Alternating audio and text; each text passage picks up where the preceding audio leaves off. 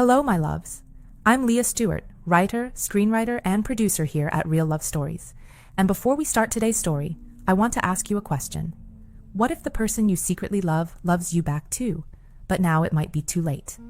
Imagine loving someone in secret for 3 whole years, and then, believing you'll never be loved back, you make the hardest decision of your life so far. To walk away. To leave. To leave behind that person who carries your heart without even knowing, thinking they could never see you the same way. But fate has its own plans, doesn't it? On a rainy night, something completely unexpected happens. Something that changes the course of destiny forever. And suddenly, everything that was hidden is revealed. That person you were certain would never see you that way, they feel the same. They always have. They just never had the courage to reveal it. And now that the universe has forced the truth out into the open, what happens? Is there still time? Or have some secrets been kept too long? A romance about second chances you thought you'd never have. About love built in silence and perhaps lost forever. Or not. I've dedicated my last 15 days completely immersed in this, building a romance that I hope with all my heart will make you sigh as much as I sighed while writing it. If you enjoy it, leave your like and comment below what you felt listening to this story. Get your heart ready. Let's begin.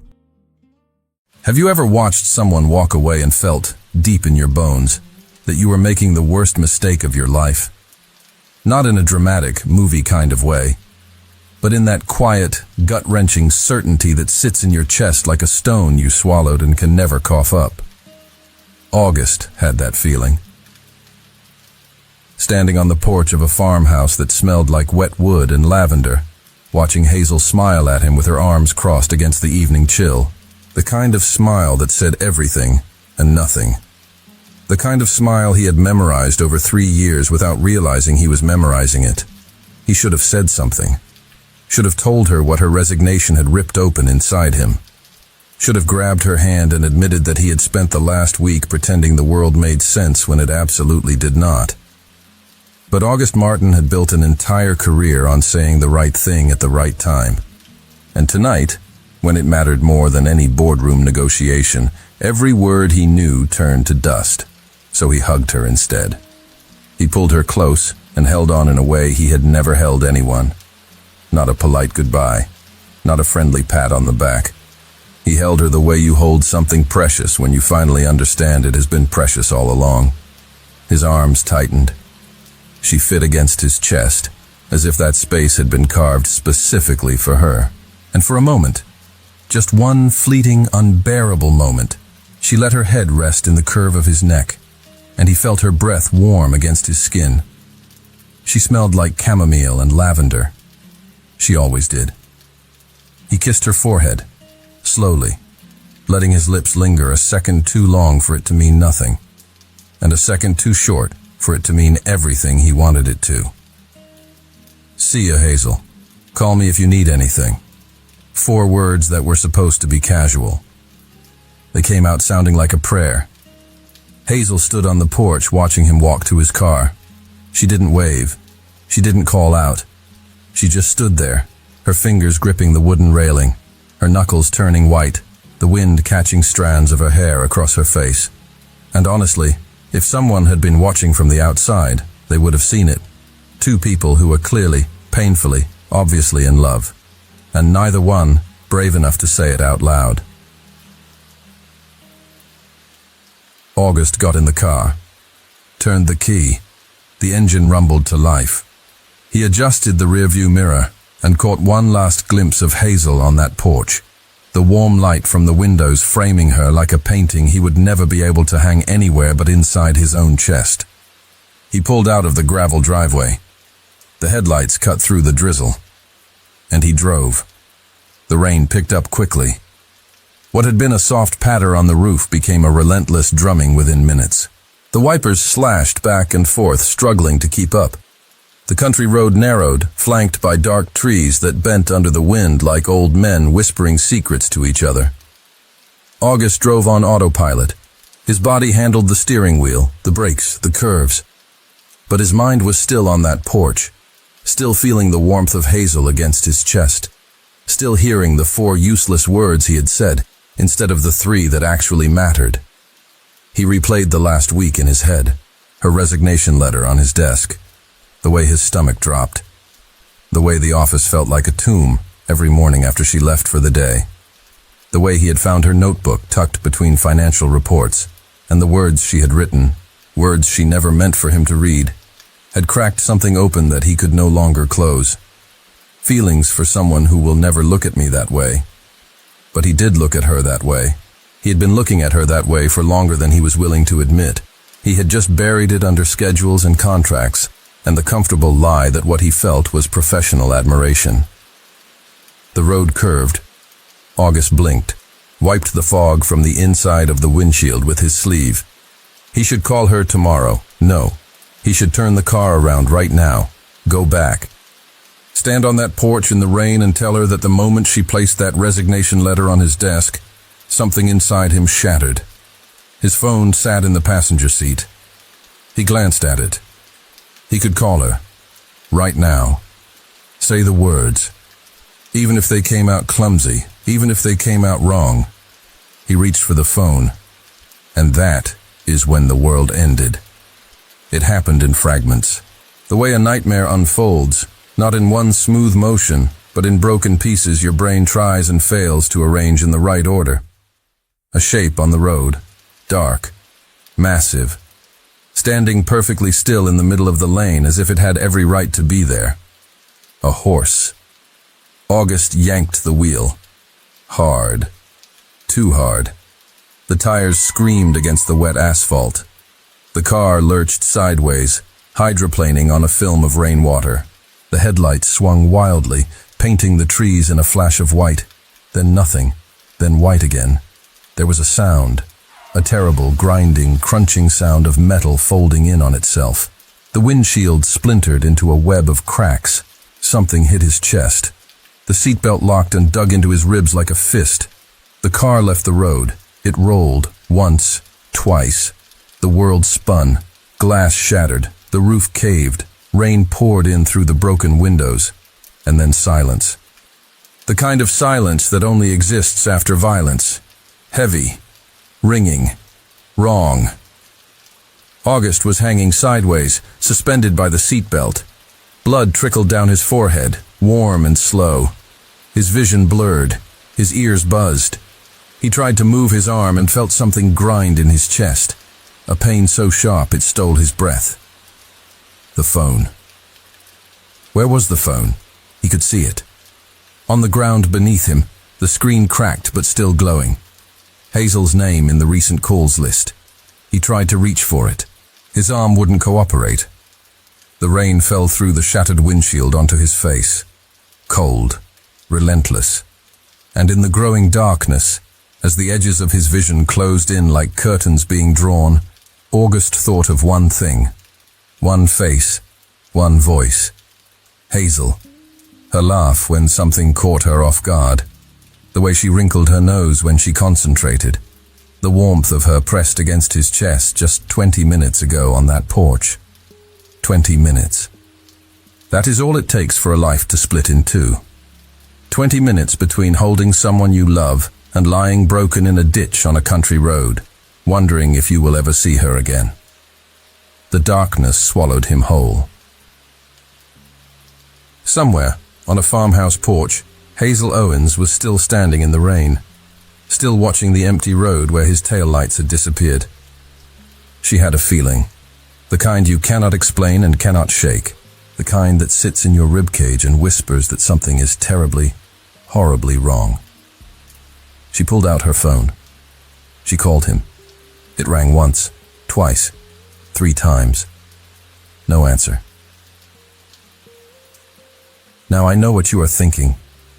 You are thinking this is just another love story. A man and a woman. An almost confession. A dramatic accident. You have heard it before. But this story is not what you think it is. Because to understand what brought August Martin to that dark road, why Hazel Owens was standing on that porch with a heart full of words she never said, and what happens after the worst night of their lives, we need to go back. A few days before everything fell apart. Back to a Tuesday night, when Hazel walked into August's office with a cup of coffee and a secret she had been carrying for 3 years. Have you ever spent an entire night in an empty office with someone you silently love, knowing it would be the last time? Hazel had. It was 10:40 on a Tuesday night, and the 23rd floor of Martin & Associates was a ghost town. Every office was dark except one. His. Hazel stood in the doorway, holding a mug of coffee she had no business making at this hour. But the old machine in the break room had become a kind of ritual over 3 years, and rituals are hard to break even when you know you should. Extra hot, no cream, 2 spoonfuls of sugar.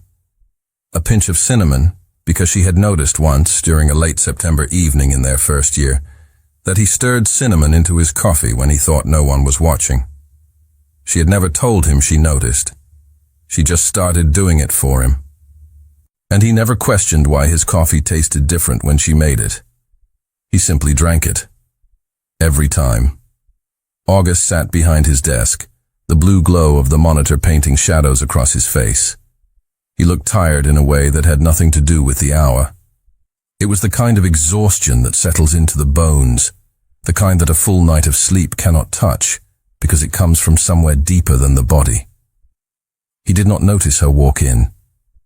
She studied him for a moment, the tight line of his jaw, the way his index finger tapped a restless, uneven rhythm against the edge of the desk, as if his thoughts were running too fast for the rest of him to keep up. The slight furrow between his brows that appeared whenever he carried something heavy in his mind and refused to set it down. 3 years. She had been watching this man for 3 years. Learning him the way you learn a language, you will never speak out loud. Hazel set the mug on the corner of his desk. The quiet clink of ceramic against glass broke whatever trance he was in. "Thanks," he murmured. Automatic. But then something shifted. His hand reached for the mug and paused. His eyes traveled from the coffee to her face, and he actually saw her. Not glanced, not acknowledged. Saw. The way you see someone when the walls come down for just a second, and you forget to pretend you are fine. "You're still here." His voice was quieter than usual, stripped of the precision he carried into boardrooms. It was almost a whisper, almost relief. Hazel leaned against the doorframe. "I'm always here, August." The words left her mouth before she could catch them, and the worst part was that they were true. Painfully, embarrassingly, completely true. 3 years of being his shadow.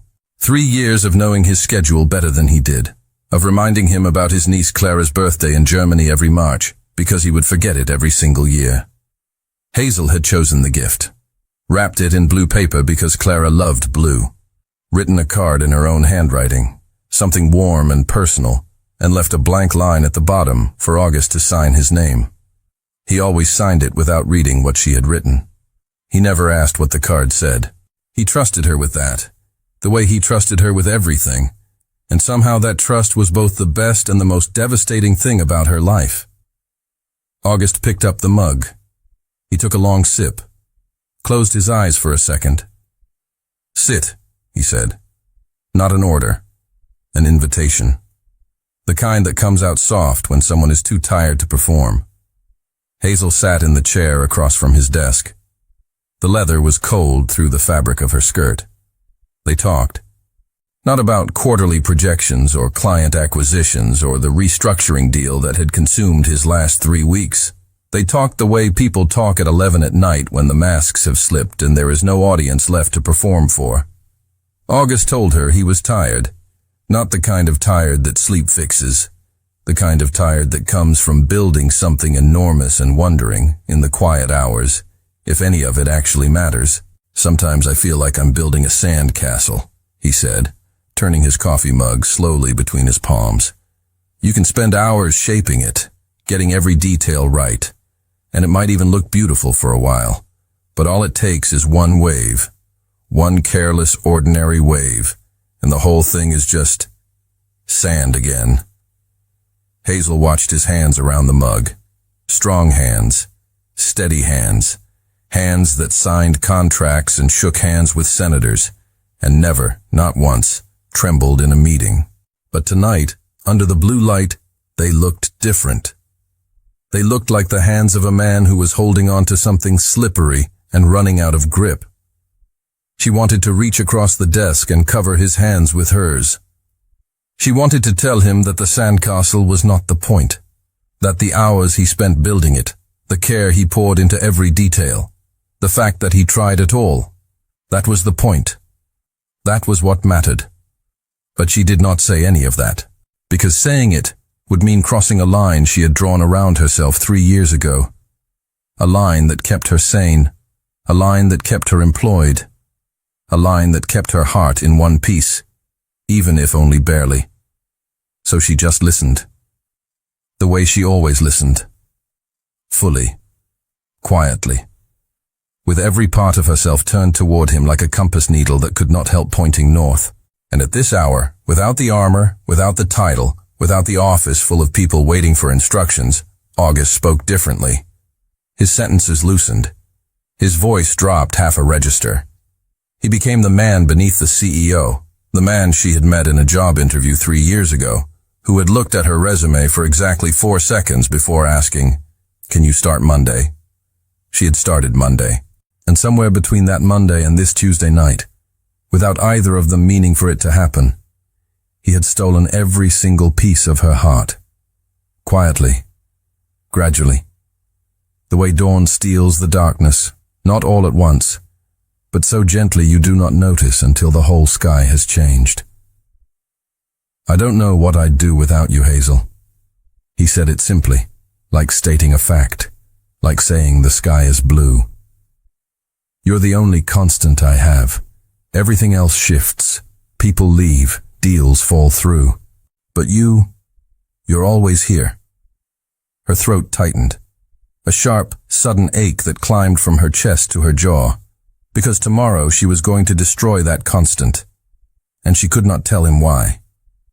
She could not say that staying in this office, 3 feet from him, smelling his cologne in the elevator, feeling the accidental brush of his hand when he passed her a document, hearing him say her name in that low, certain way he had, was slowly and methodically breaking her apart from the inside. She could not say that she was in love with him, that she had been in love with him for longer than she could pinpoint, that every late night she stayed was not dedication or loyalty, but simply the inability to leave a room he was still in. "August," she began. The word came out heavier than she intended. He looked at her, waiting. She could say it now, right now. In this empty office, with the city glittering 23 floors below and the silence wrapping around them like something warm and dangerous, she could open her mouth and let the truth fall out, and let the pieces land wherever they would. But the words died somewhere between her heart and her tongue. She stood up. "I need to talk to you tomorrow. Something important." He nodded, slowly, without breaking eye contact. And there was something in that look, something searching, something that said he could feel the weight of what she was not saying, even if he could not see its shape. Hazel turned toward the door. Her heels were quiet on the carpet. Each step felt heavier than the last. She was almost through the doorway when his voice reached her. "Hazel." She stopped. Her hand rested on the doorframe. She did not turn around. She could not. Because if she turned around and saw his face one more time tonight, she would either tell him everything or never leave at all. "Thank you for always staying here with me, even when I don't deserve it." Something cracked inside her chest. Not loudly, not dramatically, just a quiet fracture, like a thin sheet of ice giving way under the weight of something it was never meant to hold. Because he did not know. He had absolutely no idea. He did not know that when he placed his hand on the small of her back to guide her into a meeting room, her breath would catch and she would count the seconds his palm stayed there. He did not know that when he leaned over her shoulder to look at something on her screen, close enough for her to feel the warmth of his chest near her shoulder, she would close her eyes for half a second and memorize the scent of him. Cedar. Something warm and clean. A scent that had become, without her permission, the smell of safety and heartbreak at the same time. He did not know that she was in love with a man who saw her as his assistant. his right hand, his constant. Everything except what she actually was. Hazel managed to smile, a small one, aimed at the empty hallway ahead of her, because she could not aim it at him. "You're welcome, August." She walked out, down the hallway, past the dark offices, into the elevator. She pressed the lobby button and watched the doors close, and in the polished metal surface, she caught her own reflection, distorted and strange, a woman she almost did not recognize. Her eyes were dry. She would not cry, not here, not yet. But tonight, walking through the empty lobby and out into the cool night air, Hazel Owens made herself a quiet promise. This was the last time she would stay late for August Martin. This time, she was the one who was not going to stay. It was Wednesday, 9:30 in the morning, and August was on the phone, arguing about tax deductions with his lawyer, when Hazel walked into his office.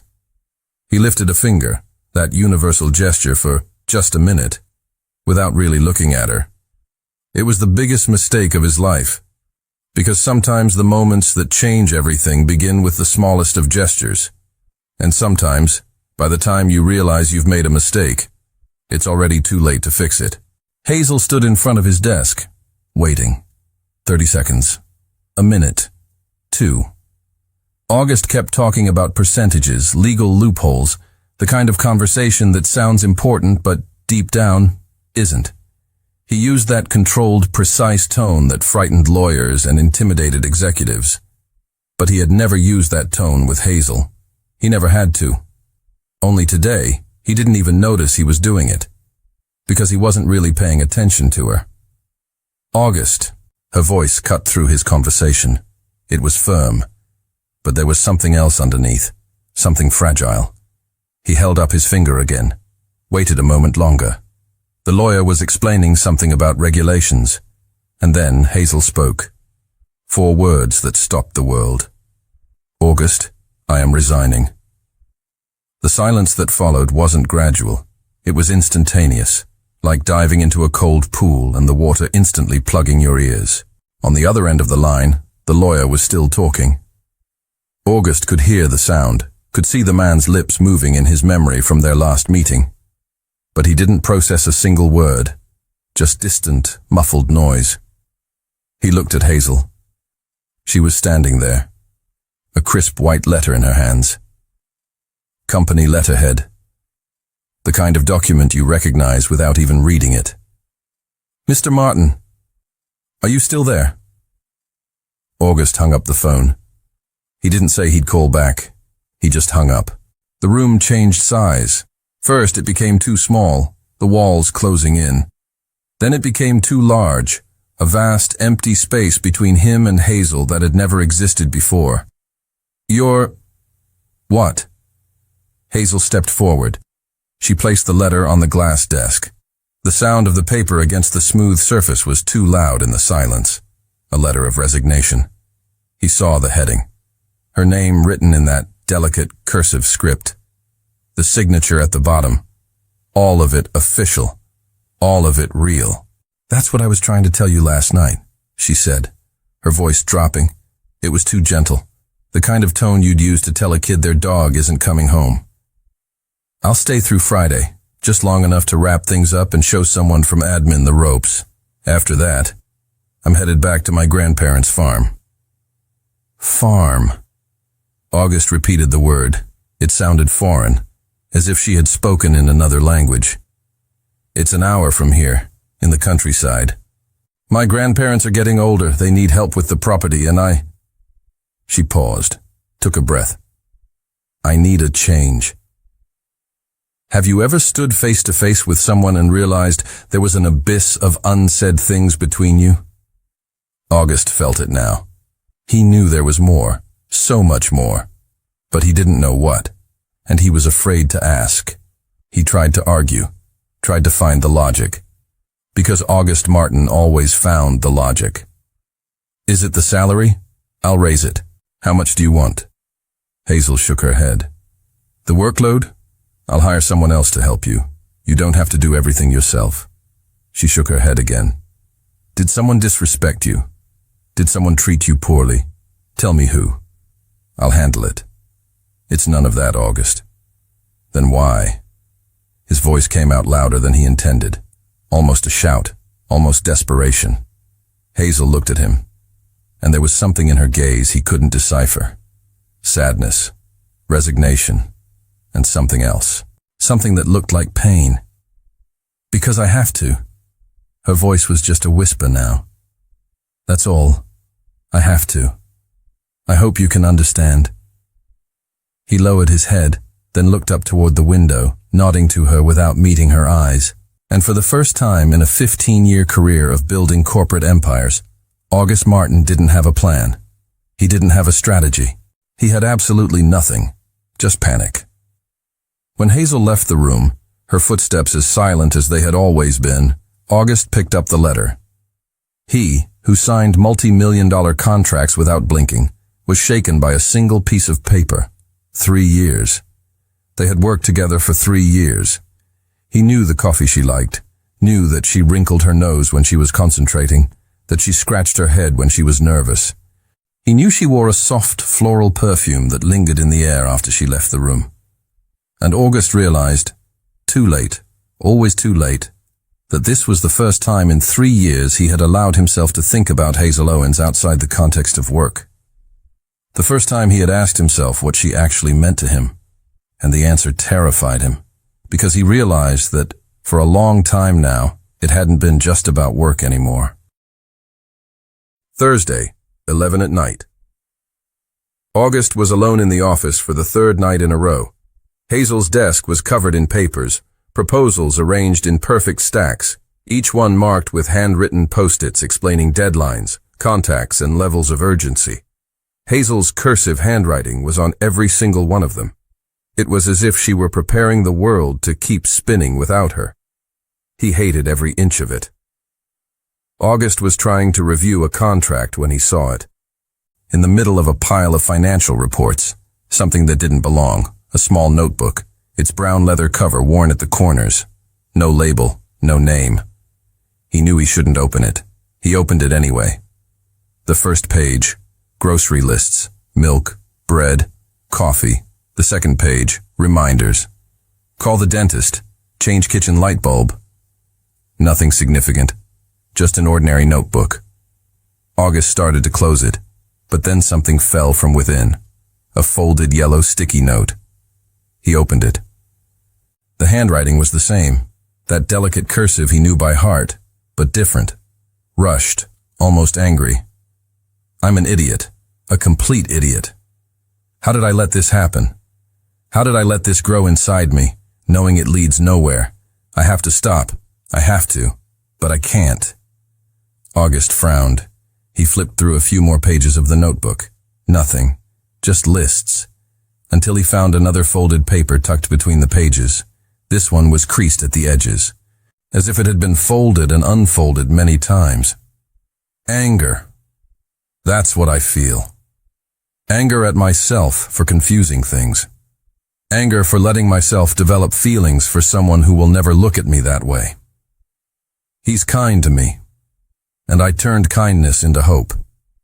What kind of pathetic person does that? August's chest tightened. He searched for more. His hands trembled as he turned the pages, and he found it. Another paper, this one written in blue ink. The handwriting was slanted. I've decided. I'm leaving. It's the only solution, because if I stay, I'll end up humiliating myself. I'll end up letting something slip, a look, a word, anything, and he'll notice. And then everything will get awkward. He'll pity me. Or worse, he'll pretend he didn't notice and treat me with that polite courtesy you use for embarrassing people. I can't stand the thought of that. I'd rather leave with my dignity. August let the paper fall from his hand. He reread it. Slowly. Feelings for someone who will never look at me that way. She was talking about him. It had to be him. 3 years working together. 3 years of coffee brought without asking. Of smiles that seemed meant only for him. Of staying late because he stayed late. He had thought it was friendship. or professional loyalty. But it was something else. And him? What had he felt in those 3 years? August leaned back in his chair. He closed his eyes. That strange feeling when he arrived at the office and Hazel was already there. Relief. As if the day only truly began when she appeared. That irrational irritation when a client flirted with her in meetings. Jealousy disguised as protectiveness. That deep loneliness on Friday nights when she went home and he was left staring at her empty chair. What had he called it? Professional dependence? Habit? Lies? Comfortable lies, he had told himself, because admitting the truth meant risking everything. August opened his eyes. He picked up his phone. He typed, "Hazel, can we talk tomorrow? It's important." He stared at the message. His finger hovered over the send button.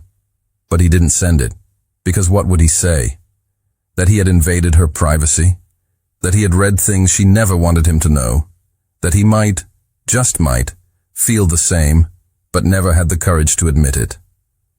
August deleted the message. He put the papers back in the notebook, closed it, placed it in a drawer, locked it with a key.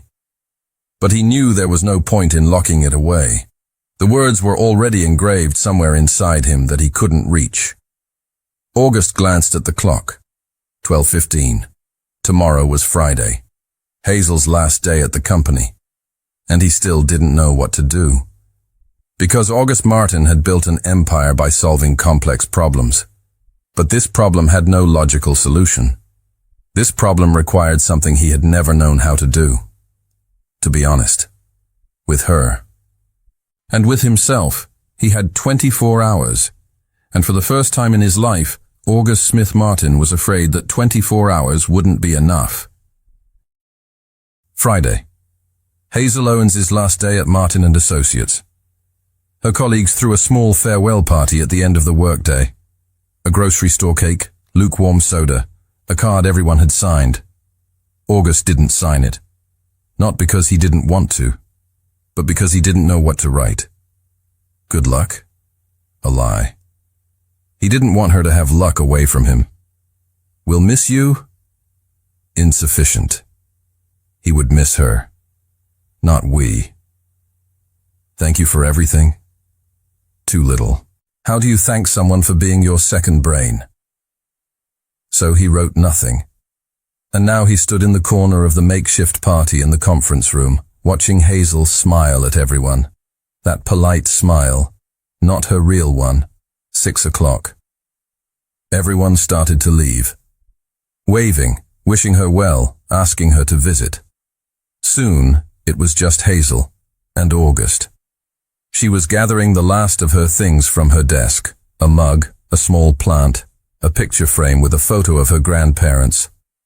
Outside, the sky had turned a leaden gray. Thunder rumbled in the distance. Hazel. She stopped. It's starting to rain hard. Let me give you a ride home. I'm not going home. I'm going straight to my grandparents' farm, she said. All right, I'll take you there. You don't have to, August. I'll take a taxi. She closed the box with her belongings. To the farm? A 1-hour taxi ride will cost a fortune. She gave a tired little smile. It's fine. I'll manage. But August had already grabbed his car keys. I'm taking you. Have you ever seen stubbornness and desperation dress up as kindness? That's what August was doing. And Hazel knew it. The drive was an hour. Torrential rain beat against the windshield, the wipers working too fast to keep up. They talked. About small things at first. The traffic, the rain, the bumpy road. But then August asked about the farm. And Hazel talked about her grandparents, how Grandpa Henrique still tried to fix the tractor himself even at 83. How Grandma Madalena made the best pecan pie in town, but sometimes forgot to turn off the stove. She spoke with affection, with longing, and August realized she was going home, to a place where she was loved, where people noticed when she was sad. He had never asked if she was sad. When they arrived at the farm, the rain had eased. The house was simple, and then, on the porch, as the rain started to fall again, slow and soft, August did something that surprised even himself. He hugged Hazel. It wasn't a colleague's hug. It wasn't a formal hug. It was the hug of someone saying goodbye to something essential. He kissed her forehead. Slowly. Like a promise. Or a farewell. "See you, Hazel. Call me if you need anything."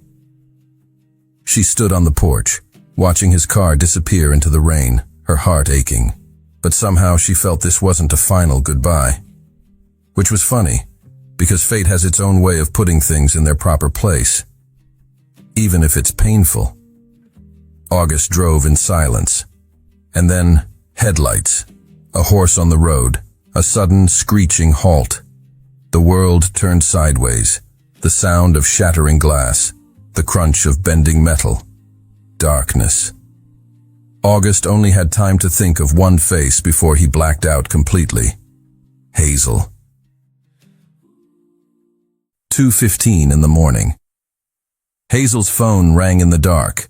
She woke up confused, her heart already pounding before she even answered. Unknown number. "Hello? Miss Owens? This is St. Aurora Hospital. You are listed as the emergency contact for Mr. August Smith Martin." Her heart froze instantly. You know that feeling when you take a hard blow, and suddenly it feels like your ears are clogged as if you're underwater and the floor disappears from beneath your feet? That was what Hazel felt. Hazel arrived at the hospital still in her pajamas, a coat thrown over them. Grandma Madalena had driven. Hazel was shaking too much to hold the steering wheel. The emergency room, the smell of antiseptic and fear. Dr. Alvarenga came in 12 minutes later. She counted every one of them. He was direct. Not unkind, but direct in the way surgeons learn to be when there is no gentle version of what needs to be said. A severe car accident. His vehicle had swerved to avoid a horse on the road, lost traction on the wet asphalt, and rolled off the shoulder into a drainage ditch. A passing truck driver had found the wreckage 40 minutes later and called emergency services. August had been unconscious when the paramedics arrived. Blunt force trauma to the head. 4 fractured ribs on the left side. They had taken him into surgery immediately. The bleeding was controlled. His skull showed no fractures, but the impact had caused a diffuse axonal injury, a type of brain trauma where the sudden deceleration damages nerve fibers deep inside the brain. Not the kind you can see on a scan right away, the kind that reveals itself slowly in the hours and days that follow. "We have placed him in a medically induced coma," Dr. Alvarenga explained. He spoke carefully, choosing each word the way a man handles something fragile. "This is not a sign that he is worse. It is a measure to protect his brain. The swelling needs time to decrease. The induced coma reduces the brain's metabolic demand, gives it space to heal without the stress of consciousness." Hazel heard the words. She understood them individually. But together, arranged in that order, they formed a sentence her mind refused to fully absorb. "How long?" she asked. Her voice sounded like it belonged to someone else, someone far away. "We will reassess every 48 hours. If the swelling responds well, we may begin reducing sedation within a week, possibly 10 days. But I want to be honest with you, Miss Owens. Every brain responds differently. There are no guarantees about when or if he will wake on his own once we withdraw the medication." There it was, that word, if. "Can I see him?" They let her in. Nothing prepares you for seeing someone you love in a hospital bed. You can imagine it. You can brace yourself. But when you walk through that door and see them lying there, pale and still and connected to machines that breathe for them and measure their heartbeat and drip fluids into their veins, something inside you rearranges permanently. A part of you that was whole becomes something else, something cracked, something that will never sit quite the same way again, even after it heals. August was barely recognizable. His face was swollen on the left side, a deep bruise stretching from his temple to his jaw. A tube ran from his mouth to the ventilator beside the bed. His chest rose and fell in a rhythm that was too even, too mechanical, because it was not his rhythm. It was the machines. The heart monitor beeped. Steady, persistent, the most important sound in the world. Hazel pulled a chair to the side of his bed. She sat down. She took his hand, careful not to disturb the IV line taped to the back of it. His fingers were warm. That surprised her. She had expected cold. She had expected something that felt like absence. But his hand was warm and his skin was soft, and if she closed her eyes, she could almost pretend they were sitting in his office at 11 at night, not talking, just existing in the same space, the way they had done 100 times before. She did not leave. The first week was the hardest. Hazel came every morning and stayed until the nurses gently told her visiting hours were over. She learned the rhythms of the ICU the way you learn the rhythms of a house you did not choose to live in, but cannot leave. The shift changes at 7 and 7, the quiet hum of the ventilator, the soft alarm that sounded whenever his blood pressure dipped, sending her heart into her throat until a nurse came and adjusted something, and the alarm stopped and the world resumed. She talked to him. The doctors said there was no evidence that patients in induced comas could hear, but they also said there was no evidence they could not. So Hazel talked. She told him small, silly things. That she missed arguing with him about the thermostat in his office. That she missed the sound of his footsteps in the hallway, that particular rhythm she could identify from 3 rooms away. That she missed him at breakfast, which was absurd because they had never once shared a breakfast. On the 4th day, she leaned close enough to smell the antiseptic on his skin, and underneath it, faintly, almost imperceptibly, the ghost of cedar. "You need to wake up, August," she whispered, "because I have something to tell you, and I need you to be awake to hear it. So do not take too long." On day 8, Dr. Alvarenga began reducing the sedation. Slowly, carefully, lowering the dosage in increments so small they were almost symbolic. The brain scans showed improvement. The swelling had decreased. The pressure was stabilizing. But August did not wake up. Not on day 8. Not on day 9. Not on day 10. The doctors explained that this was normal, that the transition from induced coma to natural consciousness is not a switch you flip. It is a gradual surfacing, like a diver rising slowly from deep water. The brain needs to find its own way back. Some patients take days, some take longer. Hazel waited. She read to him. She had brought a novel from her grandmother's shelf, a worn paperback with a cracked spine and coffee stains on the cover. She read chapter after chapter in a low, steady voice, not because she thought the story mattered, but because she needed him to hear something human among all the mechanical sounds, something warm, something that reminded them both that the world outside this room still existed. On day 12, his fingers moved. Not a squeeze, not a conscious gesture, just a twitch, a tiny, involuntary contraction that the nurse said could be a reflex. But Hazel felt it. She felt it in his hand that she had been holding for 12 days, and she chose to believe it was more than a reflex. On day 15, Hazel was dozing in the chair. The book had fallen from her lap, open and face down on the floor.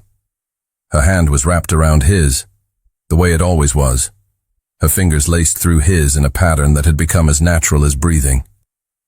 And then she felt it. Not a twitch this time, a squeeze. Deliberate, weak, but deliberate.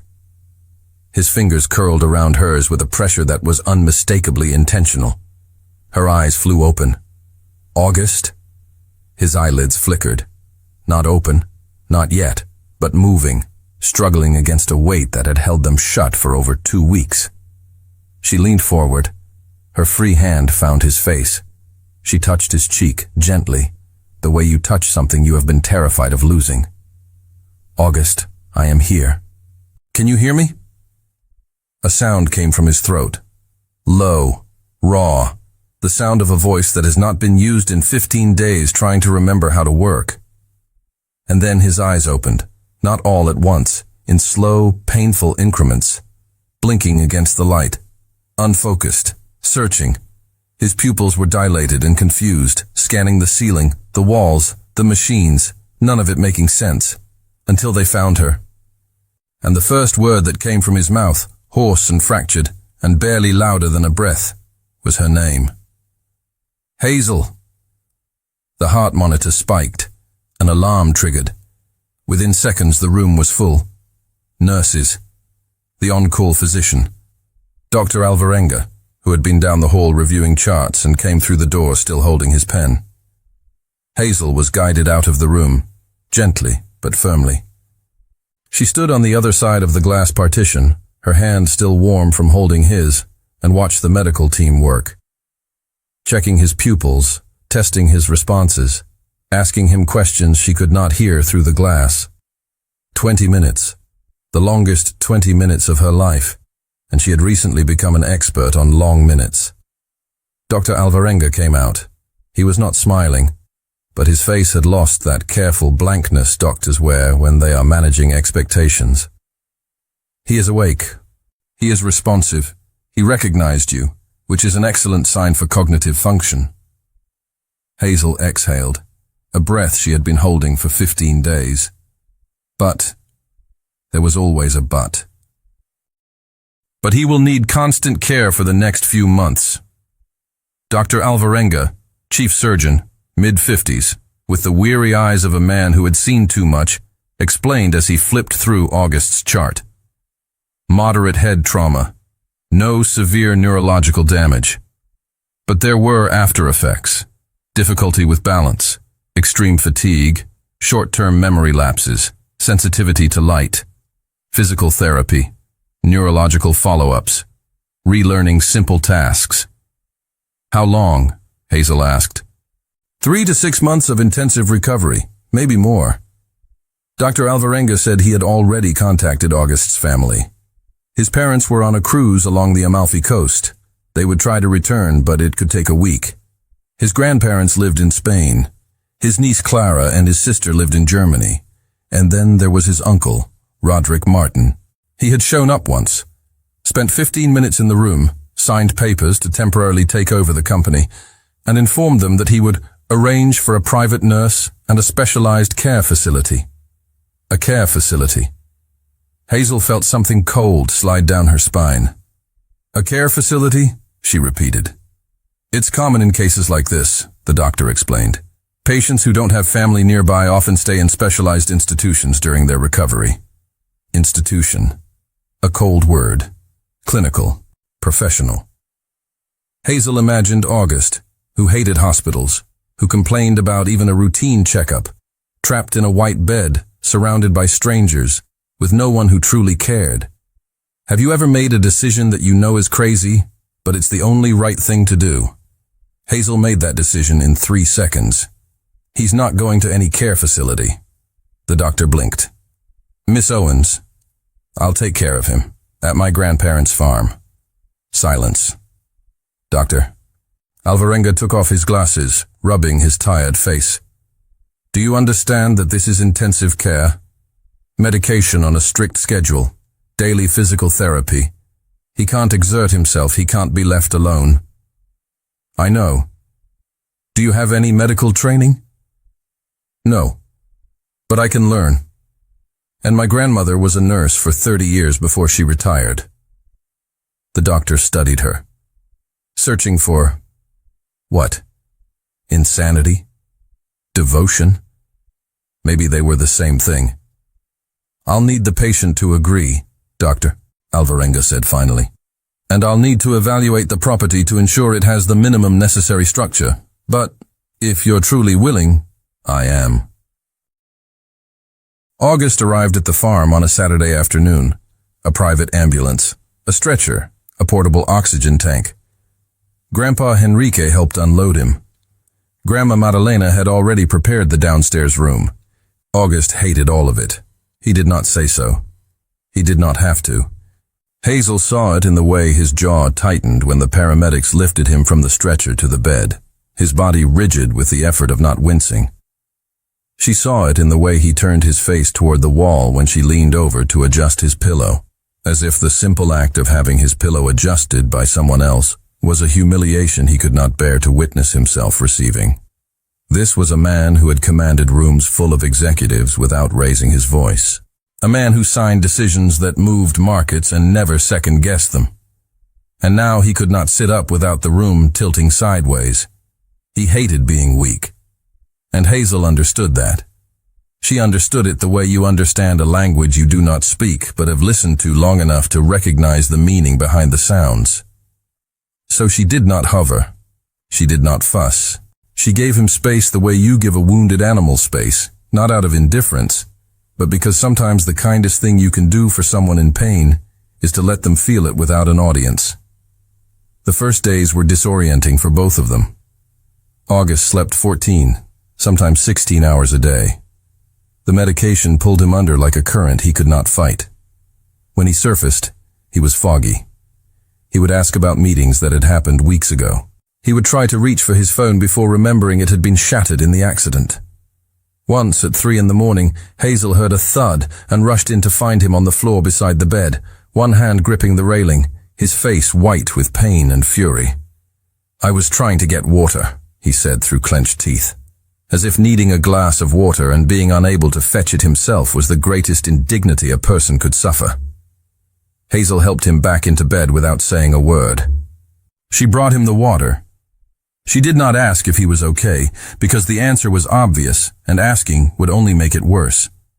She learned the routine: medicine at 8, noon, and 8 at night. The physical therapist came on Mondays, Wednesdays, and Fridays. Light meals, no screens for more than 15 minutes. And slowly, in increments so small they were almost invisible, August began to come back. By the 3rd week, he could sit up in bed without the room spinning.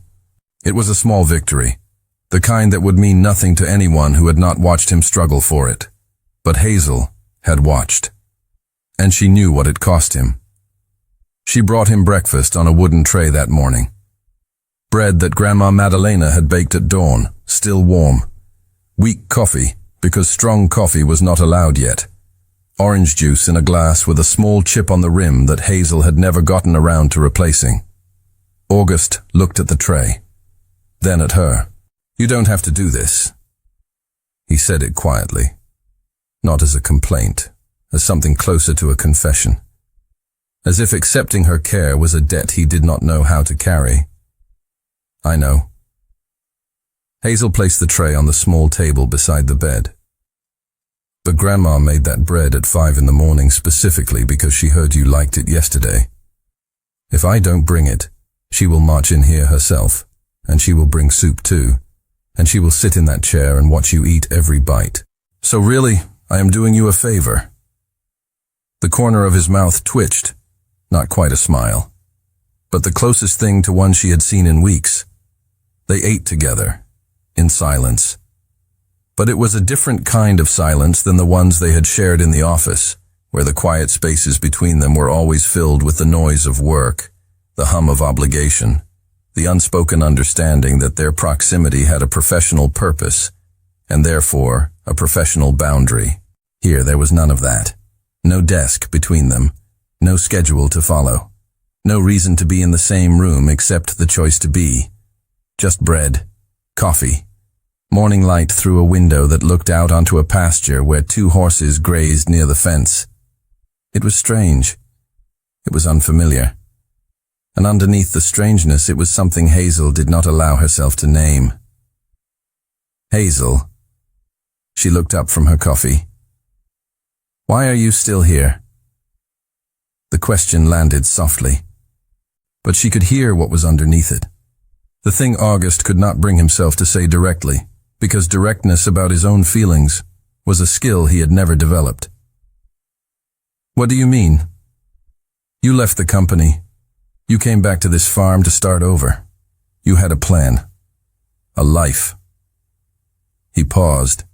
His eyes dropped to his own hand resting on the blanket. It trembled faintly, a tremor he could not always control. "And then I show up, broken, needing things I have no right to need from you. And suddenly your fresh start turns into this." He gestured vaguely at the room, the hospital bed, the oxygen tank in the corner, the pill organizer on the nightstand. You did not ruin anything, August. I did. He said it with the flat certainty of a man stating a fact he has already accepted. You should be living your life, not managing my medication schedule and helping me to the bathroom. Hazel set her cup down on the tray. The small sound of ceramic against wood filled the room like a punctuation mark. She could reassure him. She could say something kind and deflecting and move on. That would be the safe thing. The Hazel from the office thing. Smile, redirect, keep the boundary intact. But she was not in the office anymore, and the boundary she had drawn around herself for 3 years had been erased the night her phone rang at 2 in the morning and a stranger told her August was in surgery. Do you want me to leave? She asked. Not a challenge, a real question. She needed to know. No. The word came out before he could shape it. Too fast. Too raw. He caught himself and looked away, his jaw working, as if the honesty of his own response had embarrassed him. No, I do not understand why you stayed. You had every reason to walk away. You resigned. You said goodbye. And then this happened, and instead of letting someone else deal with it, you brought me here. Into your home. Into your family. I have been trying to find the logic in that for 3 weeks, and I cannot. Hazel was quiet for a moment. She looked at the window, at the horses outside, at the way the morning light turned the grass into something that almost glowed. There is no logic in it, she said finally. That is what you cannot find, because it is not a logical thing. She turned back to him. When I got that phone call, August, I thought you were dead. For about 40 seconds, between the moment the woman said, there has been an accident, and the moment she said, he is in surgery, I believed you were gone. And in those 40 seconds, every single thing I had been telling myself for 3 years, every reason I had built for leaving, every wall I put up to protect myself from what I felt, all of it disappeared, just like that. Like it had never existed. Her voice did not waver, but her hands, resting on her knees, pressed hard enough that her knuckles whitened. I realized that I could put 1,000 miles between us, and it would not matter. I could change my job, my city, my entire life. And the first time someone told me you were hurt, I would drop everything and come running. Because that is what you do when you care about someone in a way that does not follow rules or logic or self-preservation. She paused. So no, there is no rational explanation for why I am here. I am here because the alternative was not being here, and I could not live with that. The room was very still. August looked at her, and there was something in his expression she had never seen before. Not in 3 years of reading his face across conference tables and late-night offices. It was not gratitude. It was not surprise. It was the look of a man who has just been handed something he did not believe he deserved, and does not know whether to hold it tightly or set it down before he breaks it. Hazel, you do not have to say anything. She stood up, gathering the tray. Her movements were steady, practiced. The movements of a woman who had learned long ago how to hold herself together by keeping her hands busy. I did not say it because I expected something back. I said it because you asked. And I'm tired of answering that question with anything other than the truth. She was almost at the door when his voice stopped her. Hazel.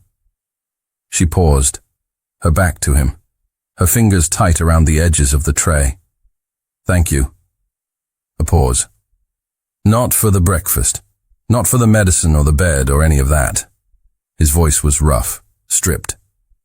For not letting me wake up alone. Hazel did not turn around.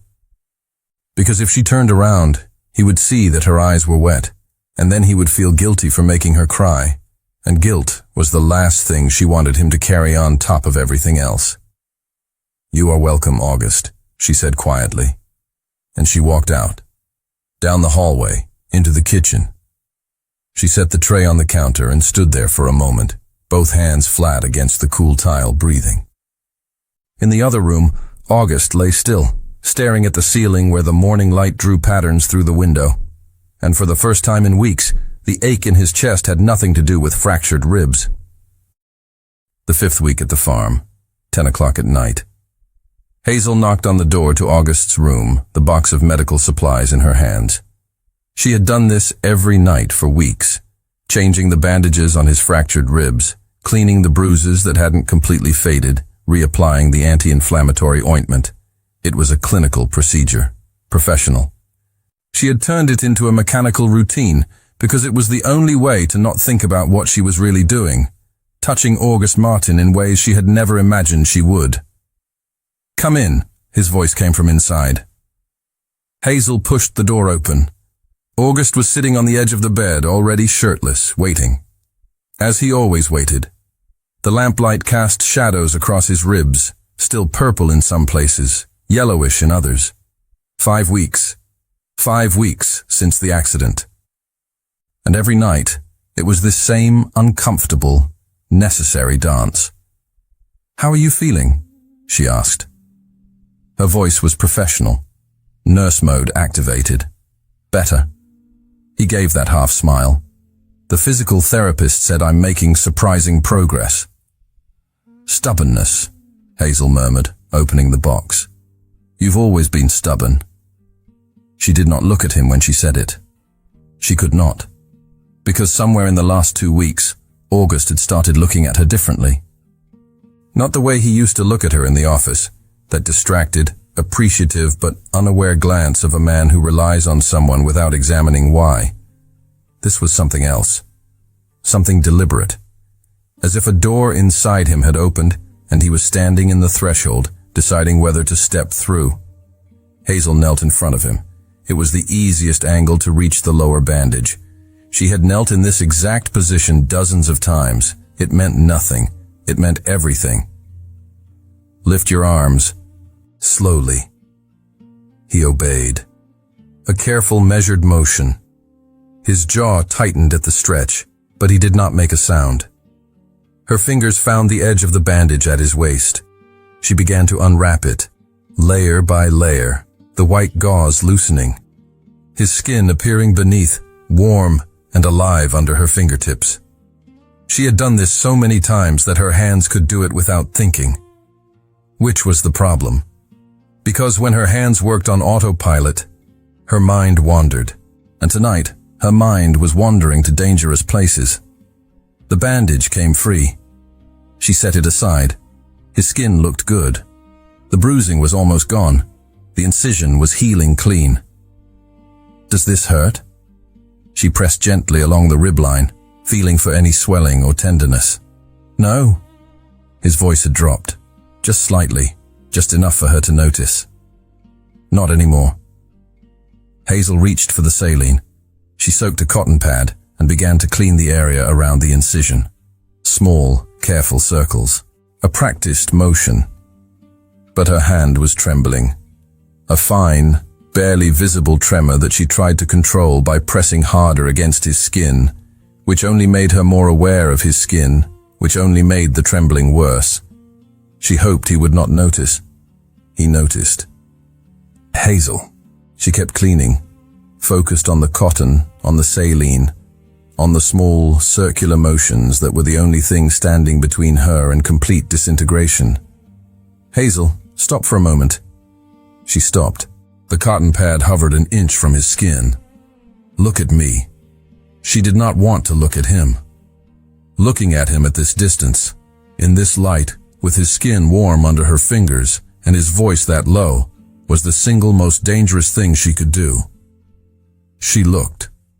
His eyes were waiting for hers, and the expression in them was something she had never seen in 3 years of studying his face across desks and conference tables and late-night offices. It was not the controlled, measured gaze of a CEO calculating his next move. It was open, unguarded. The expression of a man who had decided to stop protecting himself and had not yet figured out what comes after. "I need to tell you something," he said, "and I need you to let me say it before you react." Her heart was hammering so hard she was certain he could hear it. "That night, your last week at the company, I was alone in the office and I found a notebook on your desk. Brown leather. Worn at the corners. The blood drained from her face. No. There were papers folded inside. Things you had written. The cotton pad fell from her fingers. It landed on the floor between them. Neither of them moved to pick it up. You read them. It was not a question. Her voice sounded hollow, distant, as if it were coming from the bottom of a well. I read them. He held her gaze. He did not look away. He did not soften it or apologize or try to ease the blow. He simply held steady, as if he owed her that much. And I have been carrying what I read ever since, pretending I had not seen it, pretending I did not know. But I cannot do that anymore. Not after everything. Not after being here with you. For 5 weeks, watching you take care of me while I sat on a secret that belongs to both of us. Hazel's instinct was to stand, to leave the room, to put distance between herself and the most exposed she had ever felt in her life. But her body would not cooperate. Her knees stayed on the floor. Her hands stayed in her lap. As if some part of her, deeper than pride, deeper than fear, understood that running from this moment would be the last lie she would ever be able to live with. You wrote that you were angry at yourself, August continued. His voice was quiet, measured. But she could see the effort it cost him, the way his hands gripped the edge of the mattress as if he needed something solid to hold on to. For developing feelings for someone who would never look at you that way. The humiliation came fast and hot, flooding her chest, climbing up her neck, burning behind her eyes. The specific, excruciating humiliation of having your most private thoughts read by the one person you wrote them to hide from. August. Those were written months ago. I was not in a good place. That is not. Was it about me? The question cut through her deflection like a blade through paper. And there was something in his voice she did not expect, not curiosity, not discomfort, something closer to urgency, as if her answer mattered more than anything he had ever asked in a boardroom. Was it about me, Hazel? She could lie. One more lie, one last layer of protection. But she had used up every lie she had. There were none left. Yes. The word came out barely above a whisper, cracked down the middle. It was about you. Silence. The kind that has weight and texture and fills a room the way water fills a glass, rising until there is no space for anything else. Why did you never tell me? Hazel exhaled. A sound that was almost a laugh but carried no humor at all. Tell you what, August, that your assistant had been in love with you for 3 years? That I memorized the way you stir your coffee and the sound of your footsteps in the hallway?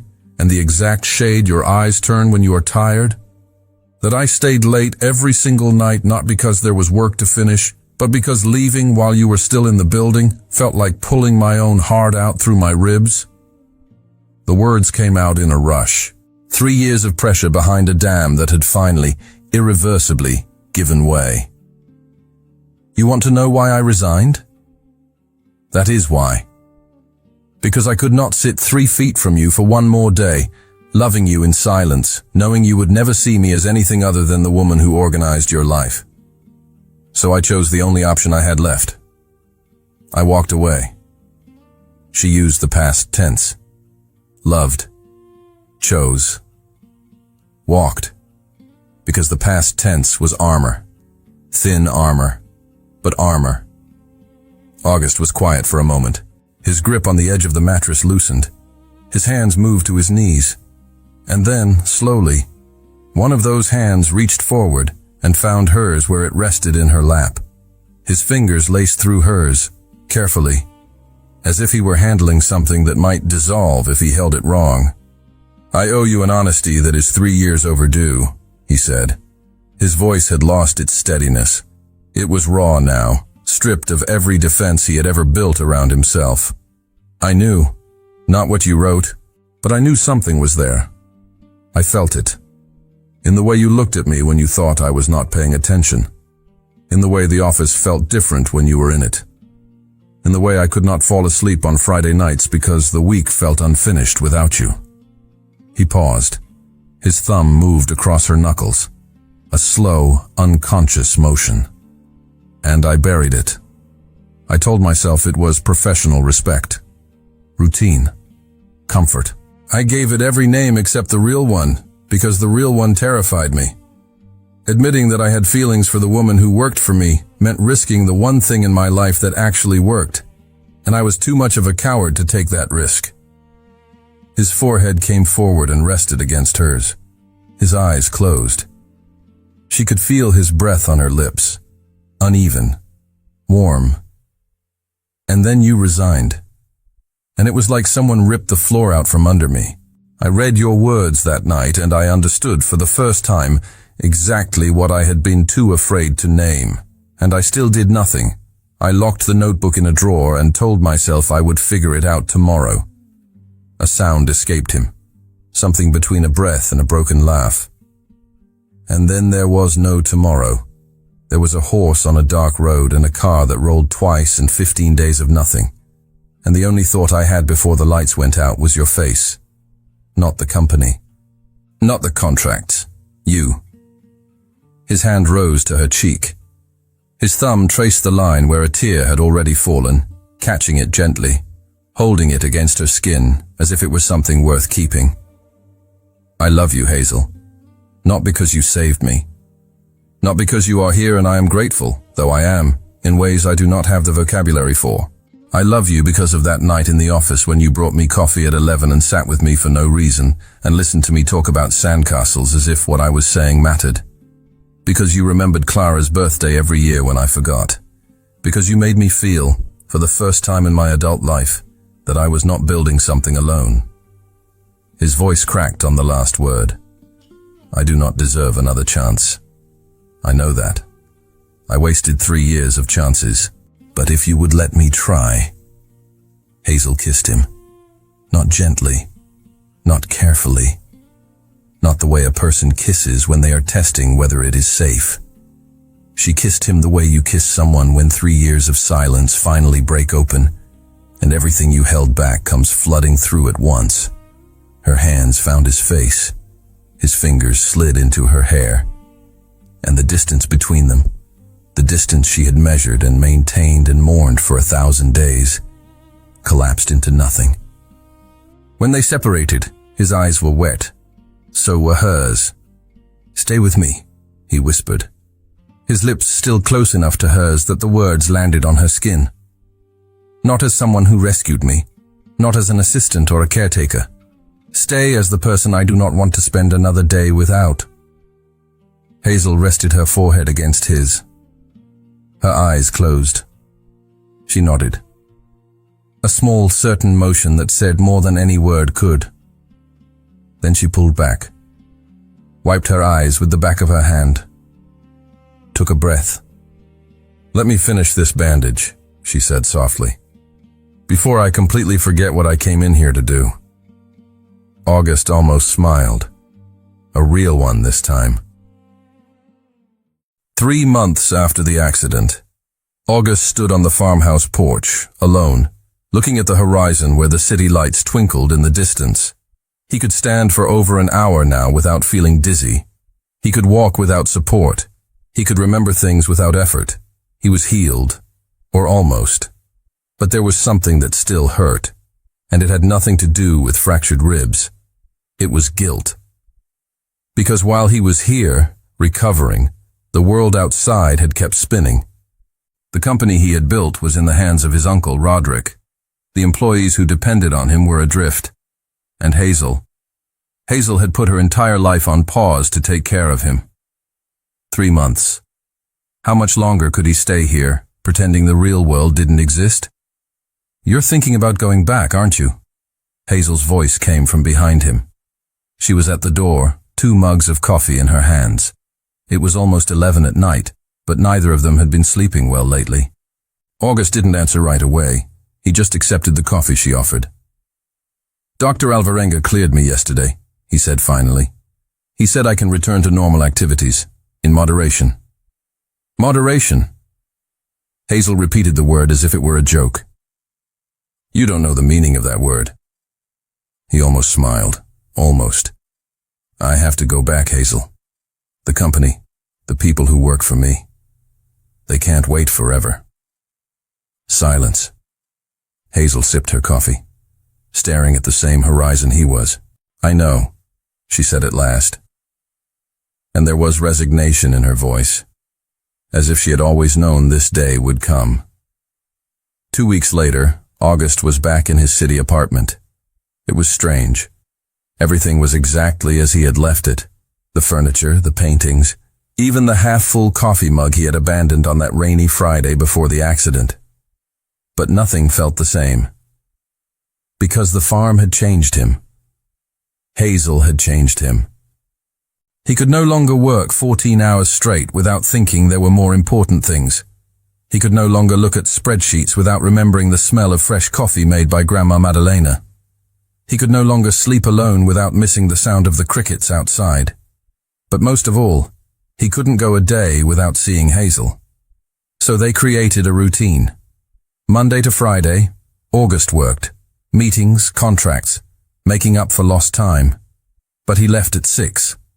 Always at 6. No exceptions.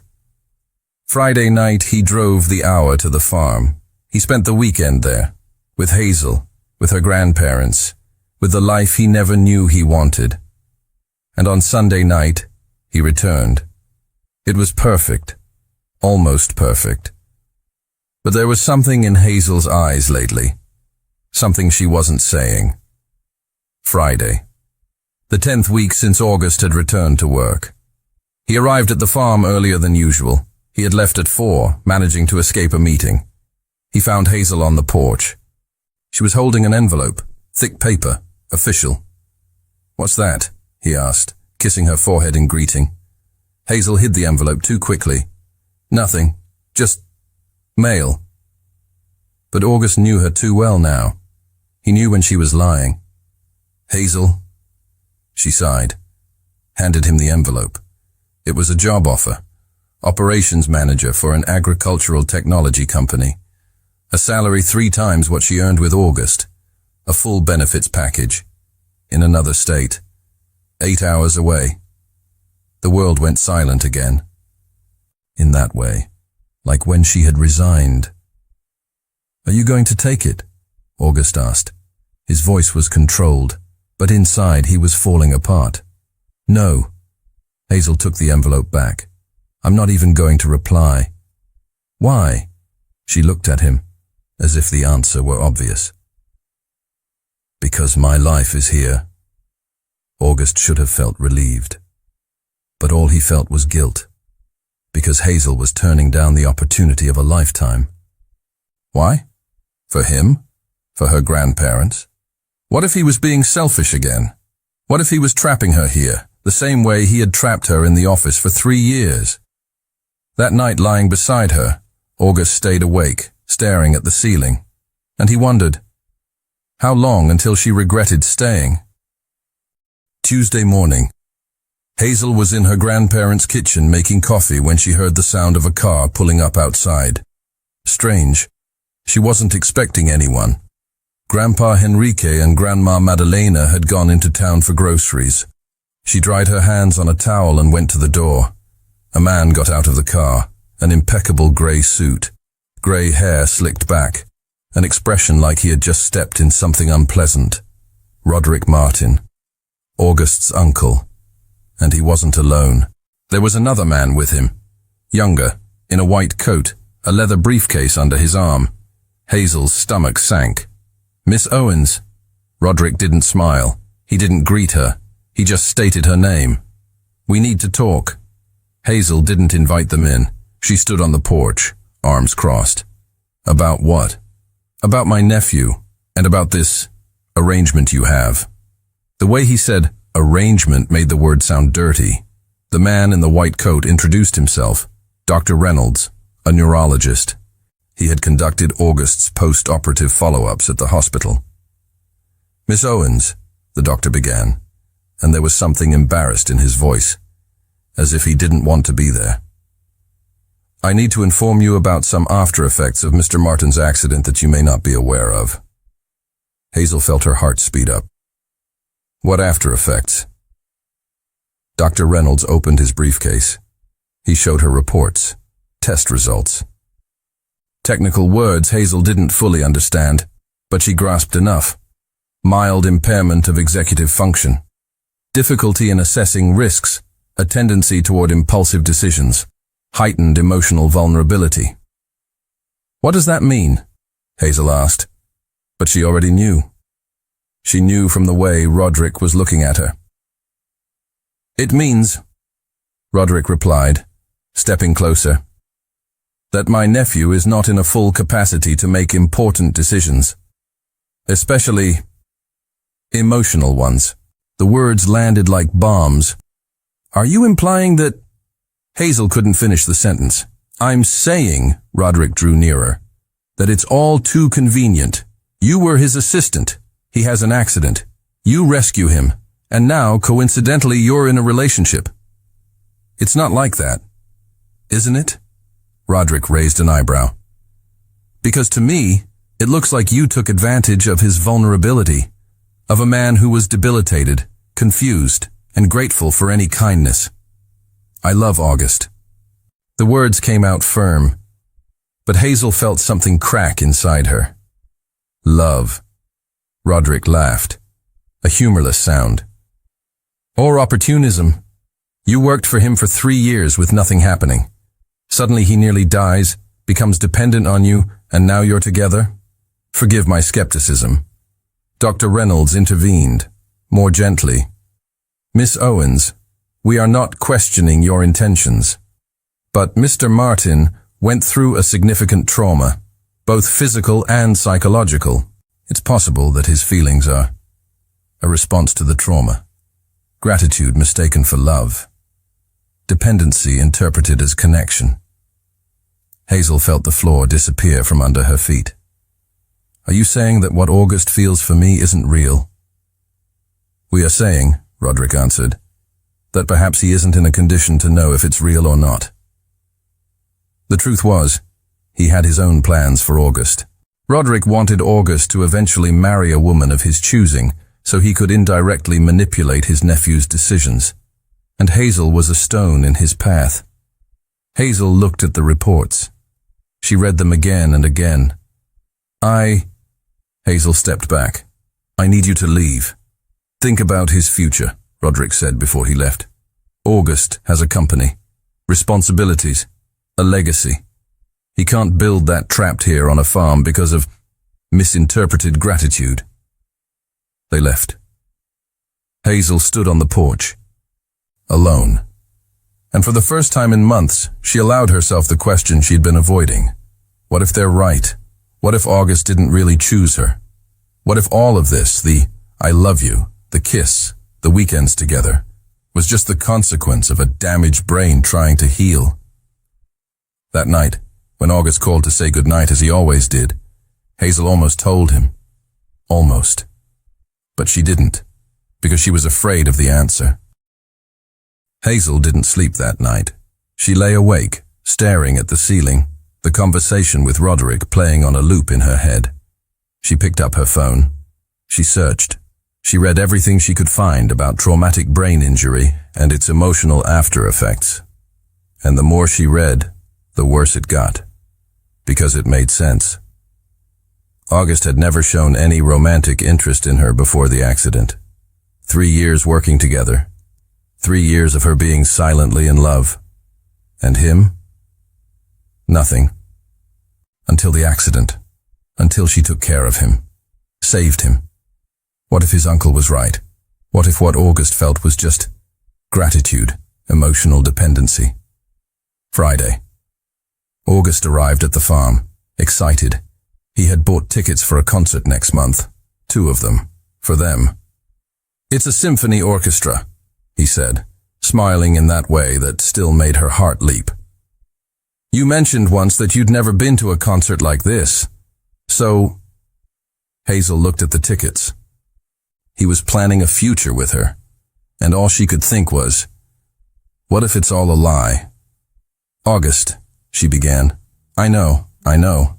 Classical music can be boring for some people, but I thought, I got a job offer. He stopped.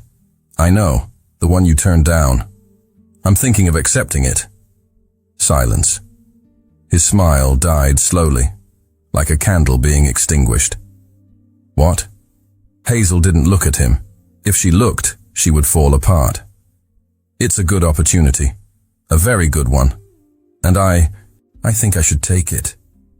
But you said your life was here. I know what I said. Her voice came out colder than she intended.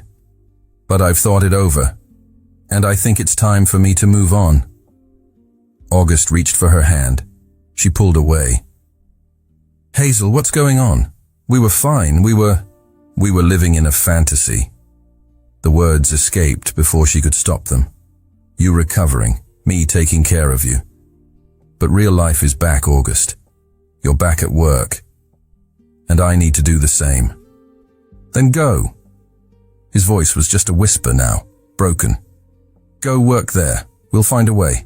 I'll drive to you. You'll come here. No. Hazel finally looked at him, and she forced her heart to harden. It won't work. 8 hours apart. Both of us with demanding careers? That's not sustainable. So what are you saying? Hot tears streamed down her face, but she didn't look away. I'm saying that maybe we confuse things. I took care of you. You were grateful. And we turned it into something it wasn't. August recoiled as if he'd been slapped. You don't believe that? I do. No, you don't. Look me in the eyes and tell me you don't love me. Hazel could do it. She could lie. But she couldn't. So she said something else. Something worse. It doesn't matter if I love you. It matters if it's right. And this, us, it's not. Silence. August stood there, looking at her as if she were a stranger. When are you leaving? He finally asked. His voice was empty. Next Friday.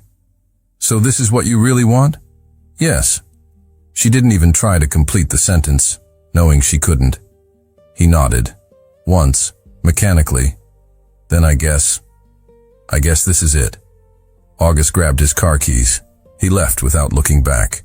When the sound of the engine faded into the distance, Hazel fell apart. She collapsed onto the porch floor. Sobs tore through her chest. Grandma Madalena came out of the house. She sat down beside her. She didn't ask anything. She just held her. And Hazel cried.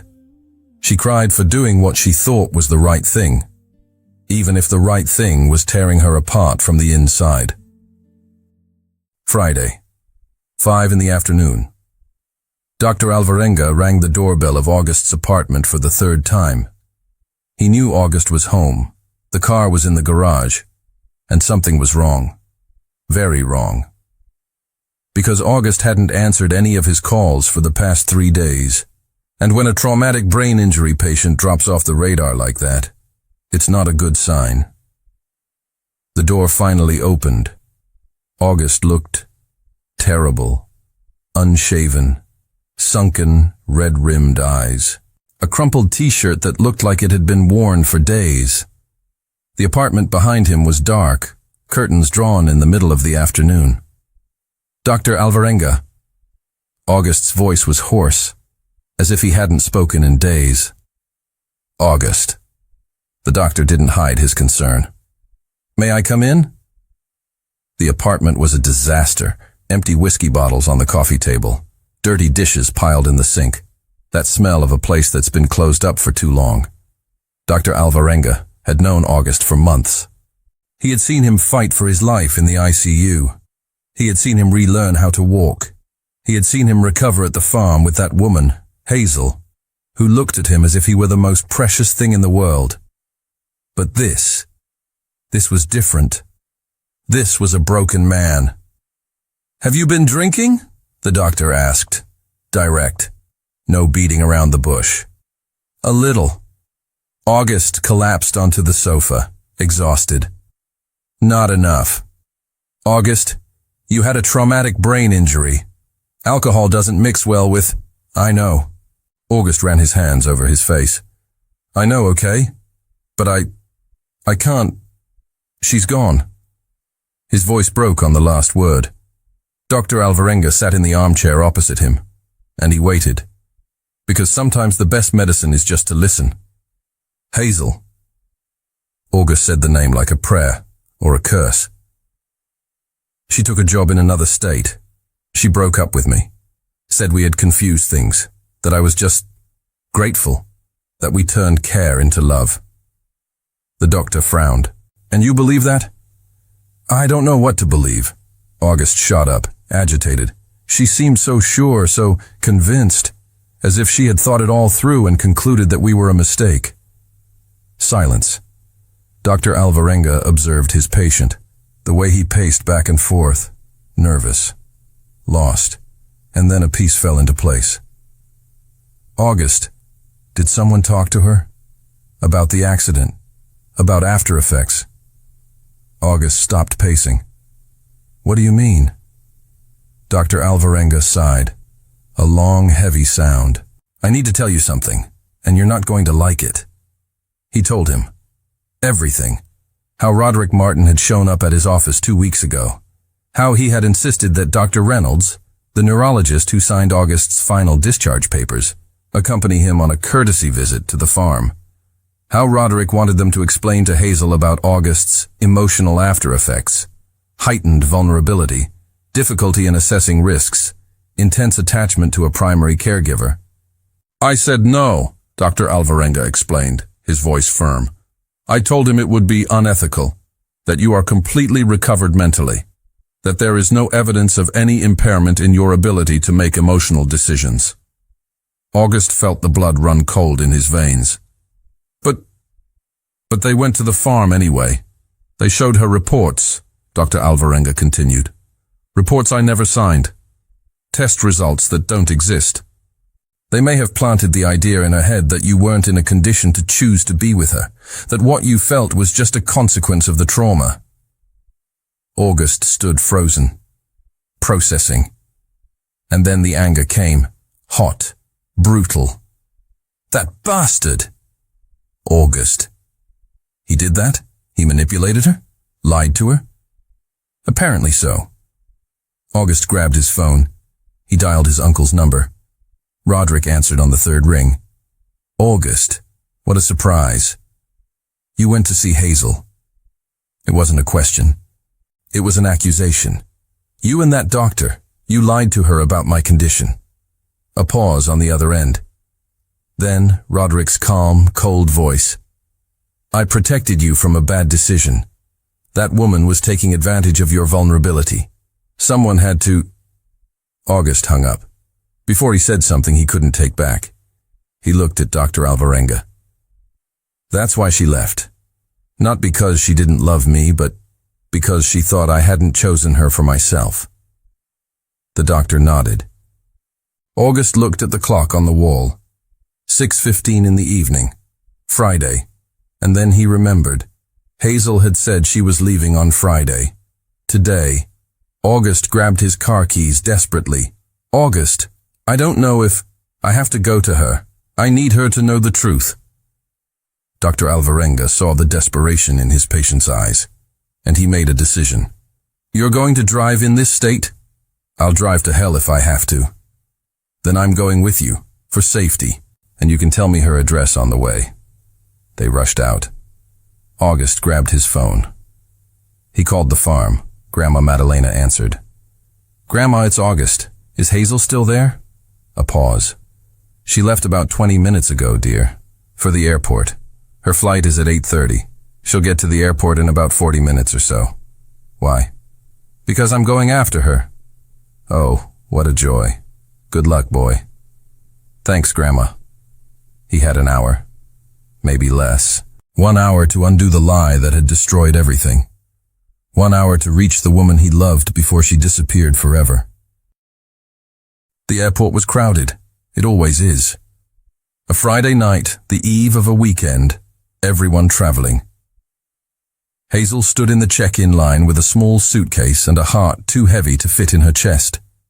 She hadn't cried on the way here. She hadn't allowed it. Because if she started, she wouldn't stop. Grandma Madalena had offered to drive her. Hazel had refused. She'd called a taxi. Goodbyes were hard enough without having to see the look in her grandmother's eyes, saying everything she wasn't saying out loud. "You're making a mistake." But it wasn't a mistake. It was the right thing to do.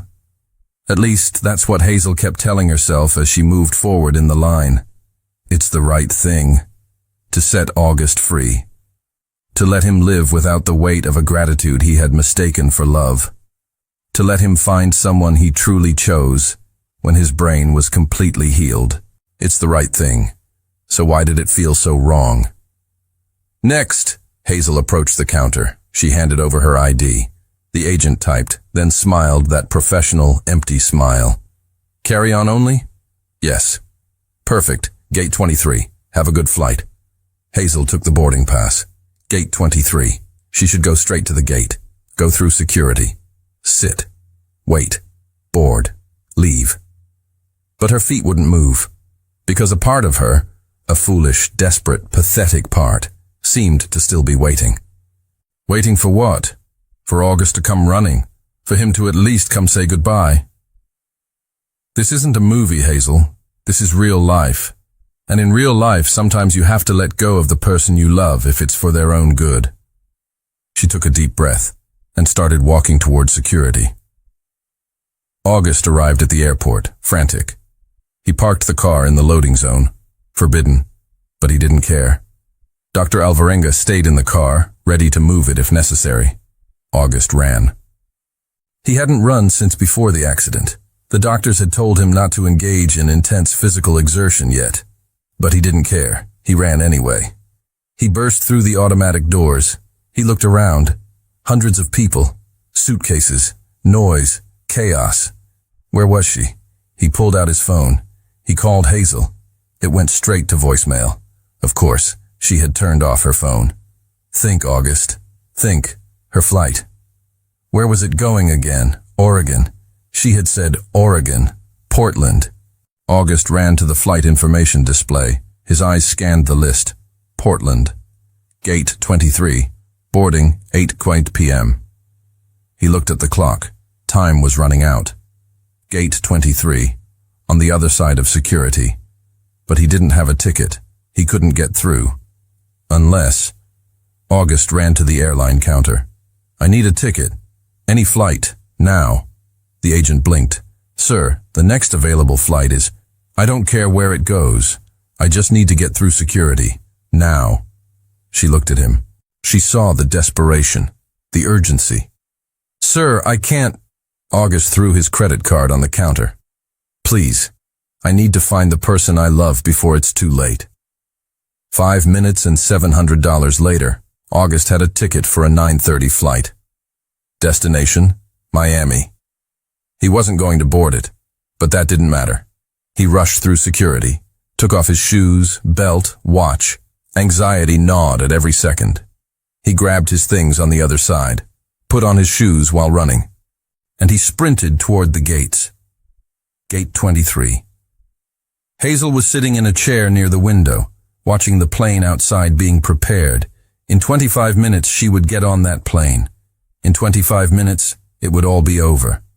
She closed her eyes, and in that moment she heard it, a voice, familiar, desperate. "Hazel!" Her eyes flew open, and there he was, August, running, sweaty, breathless, hair a mess, eyes wild. Standing in the middle of the airport concourse as if the world had stopped spinning. Hazel stood up, slowly, uncertainly. Was this real? "August, what are you doing here?"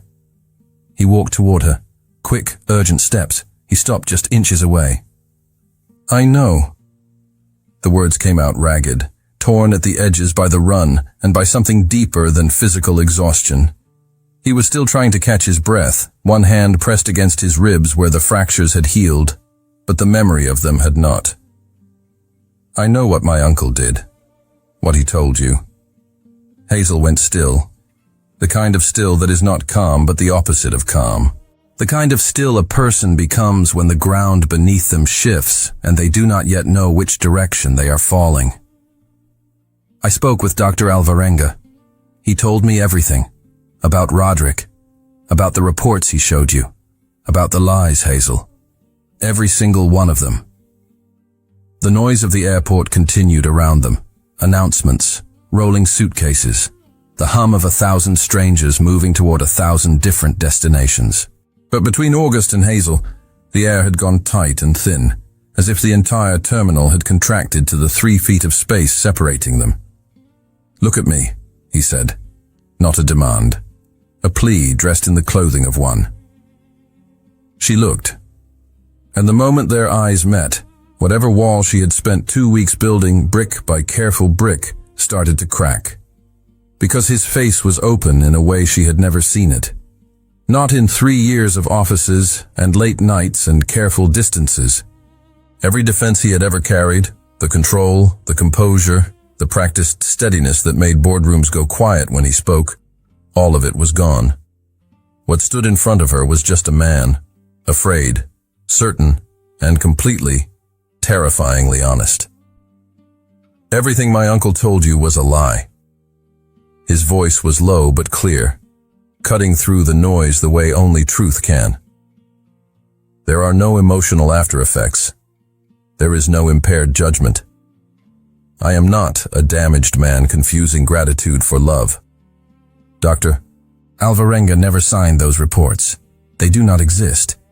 Roderick fabricated them because he wanted you gone, and he knew the only way to make you leave was to convince you that what I felt was not real." A tear slid down Hazel's cheek. She did not wipe it away. She did not move at all. August stepped closer. His hands rose to her face, slowly, giving her every chance to pull back. She did not pull back. His palms settled against her cheeks, his thumbs resting just below her eyes, and the warmth of his hands against her skin was so familiar and so unbearable that her breath caught audibly. "I love you," he said.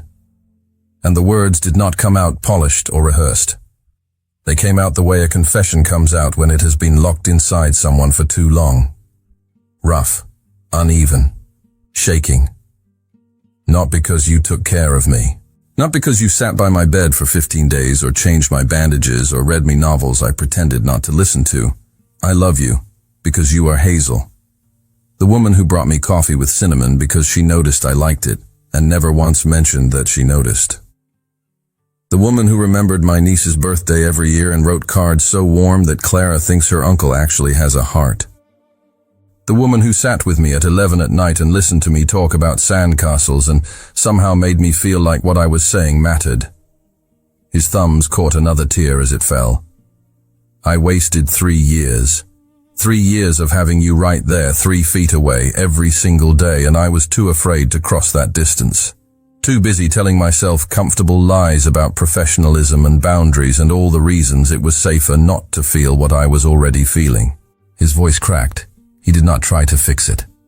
"And then you resigned, and I found your notebook, and I read words you never meant for me to see, and they broke something open inside me that I have not been able to close since, and I still did nothing.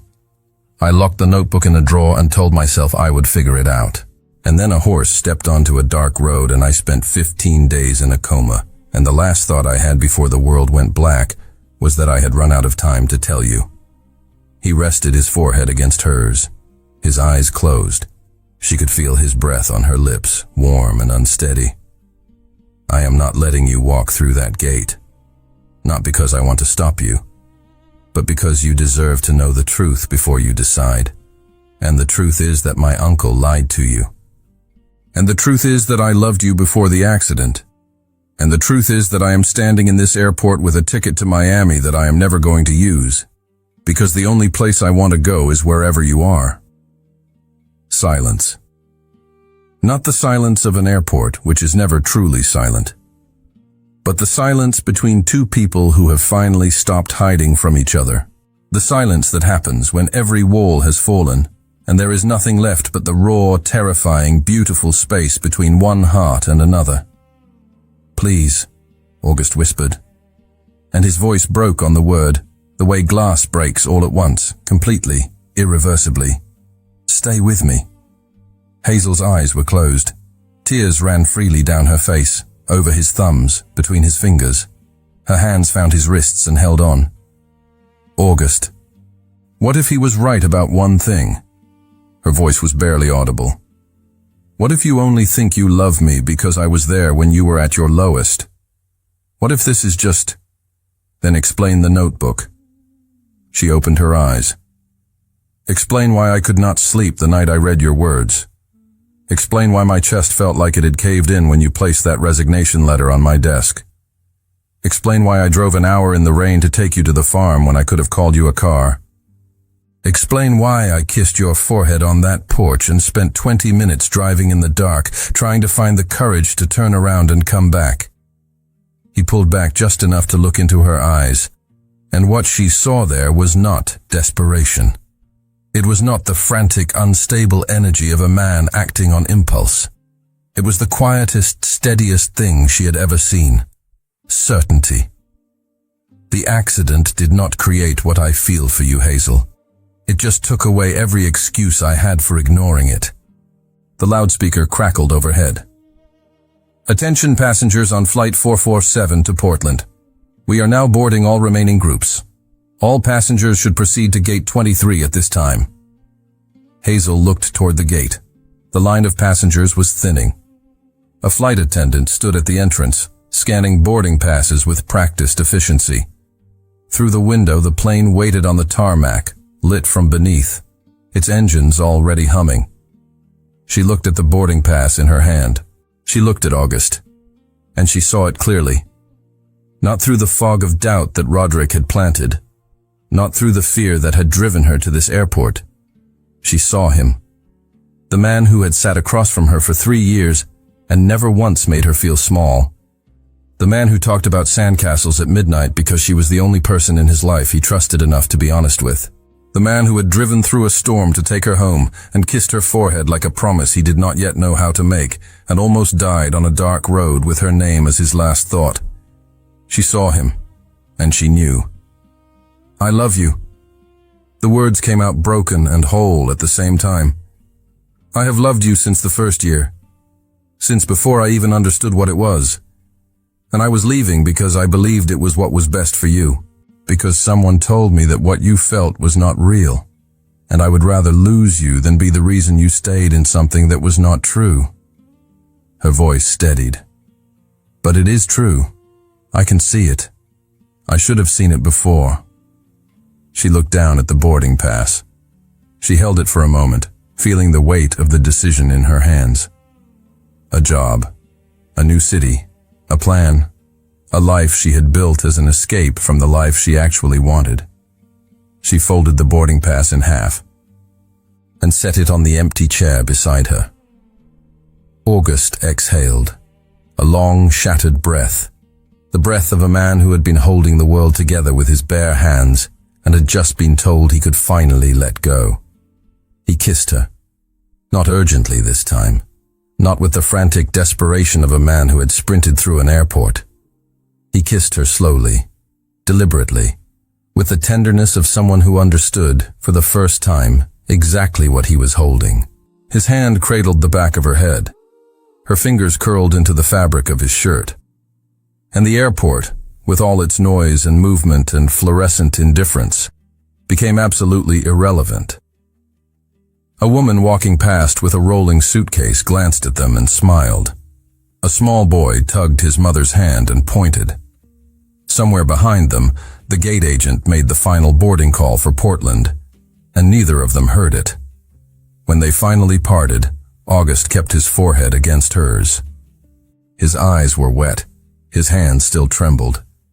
But he was smiling, a real, unguarded, completely defenseless smile. The kind she had never seen on his face in 3 years, the kind that made him look like a different person, or maybe like the person he had always been underneath everything else. "Let's go home," Hazel whispered.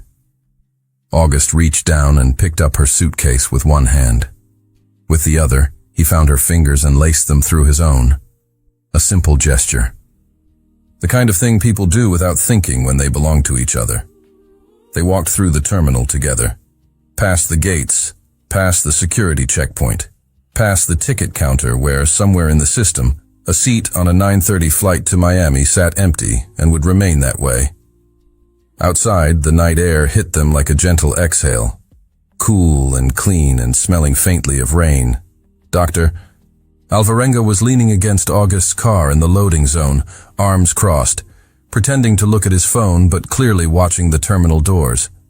When he saw them walk out together, hand in hand, he straightened up.